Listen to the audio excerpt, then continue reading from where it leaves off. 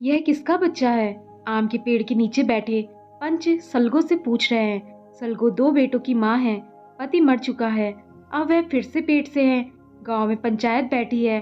गांव के लोग कभी सलगो तो कभी पंच का चेहरा ताक रहे हैं। सलगो चुप है। पंच फिर पूछते हैं, यह किसका बच्चा है?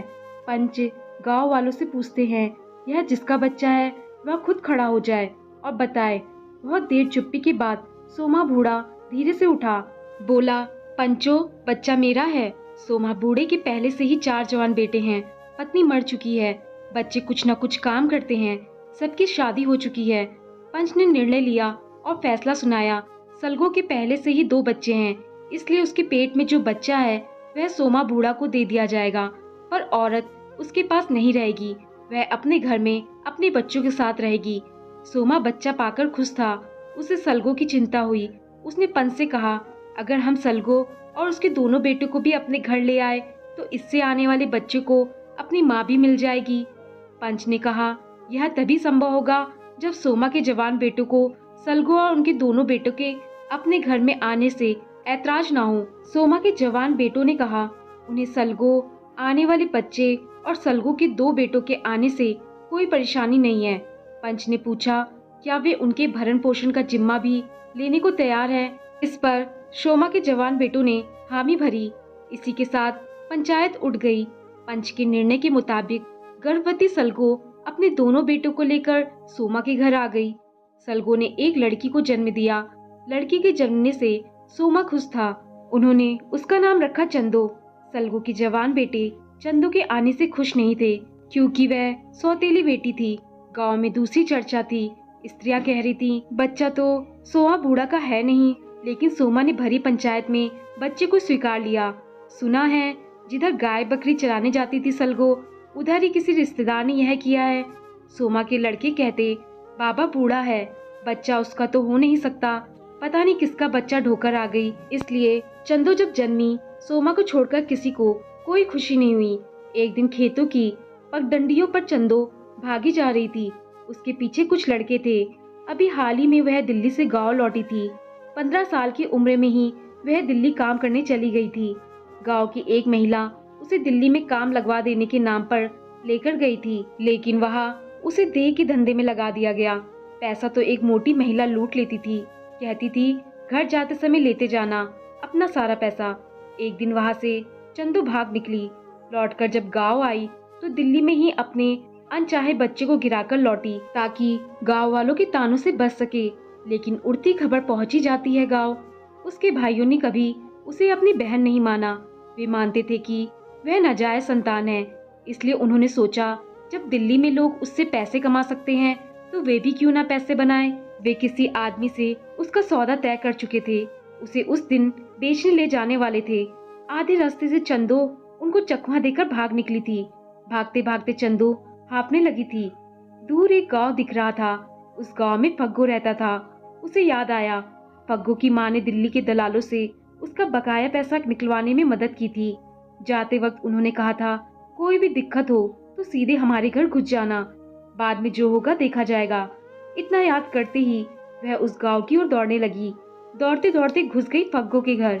लड़के रुक गए। गांव में कोई भी लड़की इस तरह किसी लड़के के घर चली जाए और रहने लगे, तब लड़की पक्ष वाले समझ लेते हैं कि वह ढुग्गो चली गई। फिर बाद में गांव खान पान होता है। यह भी विवाह करने के कई तरीकों में से एक है।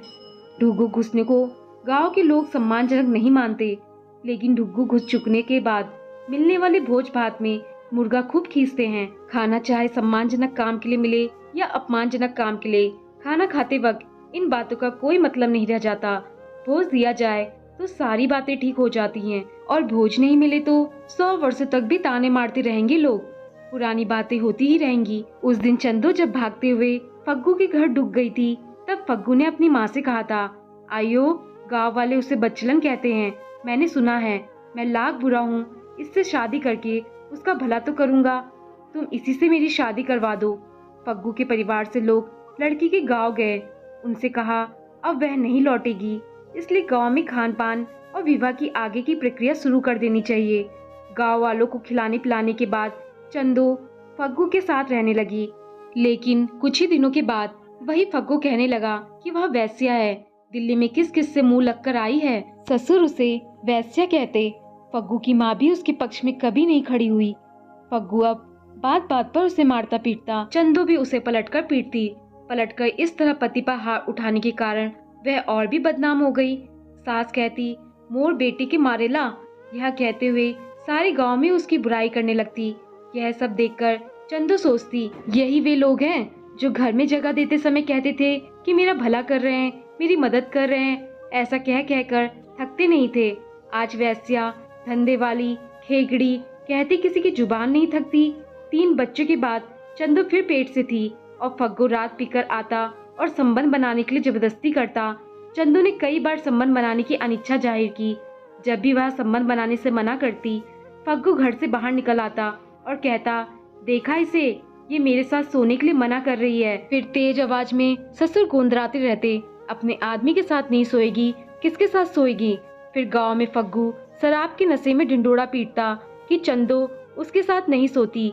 गांव की औरतें पत्ता तोड़ते वक्त जंगल में चंदू के बारे में बातें करती, कहती दिल्ली छोड़ के आई है, कहाँ से काबू में रहेगी, अपने आदमी के साथ नहीं सोना पसंद करती है, दूसरे से फंसी है ना। चंदू चपाकल के पास भी कभी कभी ऐसी बातें सुनती और चुपचाप पानी भरती रहती। दुबला पतला शरीर, उस पर हर साल बच्चा, दे जैसे हड्डी हुई जा रही थी। तीसरा बच्चा फिर होने को था और फग्गू फिर नशे में। होश नहीं की चंदू बच्चा जनने वाली है। फिर सास अकेली अपने छोटे बेटे की मदद से उसे अस्पताल लेकर गई। इस बार लड़की हुई। घर में सब खुश थे, मगर चंदू बच्चा जनते जनते थक गई थी। बच्चों की संख्या बढ़ रही थी और देह में खून घट रहा था। कई बार सोचती बच्चों को समेटकर भाग जाएगी, मगर बच्चों का मोह ससुर हमेशा गाली बकते कहते, पता नहीं कहां से हमारे सिर पड़ गई है। एक दिन फग्गू ने जब उसे बहुत पीटा तो वह बच्चा छोड़कर भाग खड़ी हुई, असम चली गई अपनी किसी सहेली के पास। देह में बहुत दर्द था, वहाँ कई दिन लगे उसे ठीक होने में। उसके जाने से इधर सास ससुर पर बच्चों की जिम्मेदारी आ गई। घर का सारा काम पड़ा रहता, खेत खलिहान लकड़ी काटी का काम भी था। फग्गू और उसका बाप घर के कामों में हाथ बटाते से रहे। फग्गू की माँ दिन रात सारा काम निपटाती।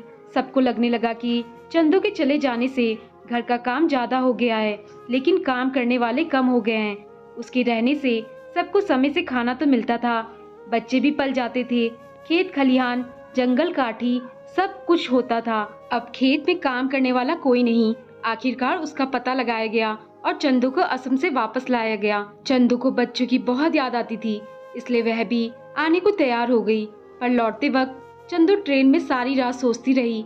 देह के धंधे में थी, तब तो उसे लगता था अपनी देह पर उसका अधिकार है। पूरे गांव को भोज खिलाकर पत्नी के रूप में जिस आदमी ने घर में रखा, उसके साथ भी कभी भावात्मक जुड़ाव हो नहीं सका। पर संबंध वह जबरन ही बनाता रहा।